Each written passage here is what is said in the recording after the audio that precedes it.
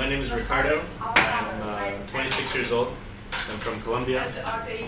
I moved to the United States when I was 8 years old, and it took me a few years to kind of master my English, and that was one of the things that drew me to VCV.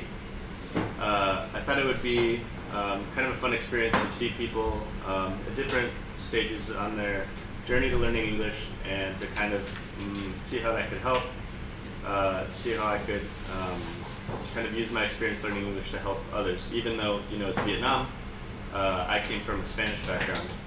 Vietnamese is obviously very different, but a lot of the same challenges. So I really wanted to help, and I wanted to experience Hanoi. I wanted to work somewhere that was in a city.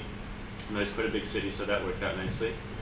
There's a lot to do here, and not just in the sort of areas where tourists would normally visit in Hanoi.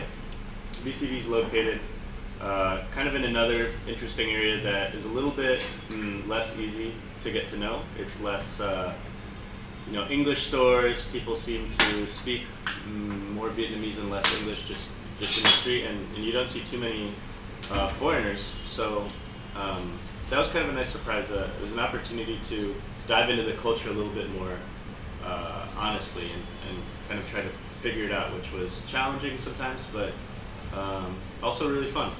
As far as the teaching went, there are lots of different age groups that you can work with. There are lots of different levels of English, some much better than others, and it's not always the case that the adults will be great at English and that the children will be not as advanced. Sometimes the children are advanced, sometimes they're just starting out.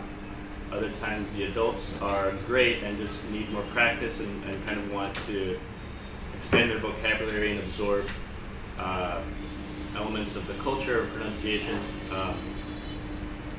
So there's really anything as far as teaching experience that you'd want here. You can, you know, express more interest in the children's classes or more interest in the adult classes. You can say, yeah, I want to teach in the city, or I would rather go somewhere a little bit less busy.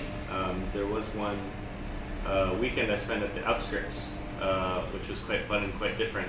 And it wasn't too far away. It wasn't a hassle to get to, but you really kind of transported out of the city into a different place. And VCV knows that, I think, different people will succeed in different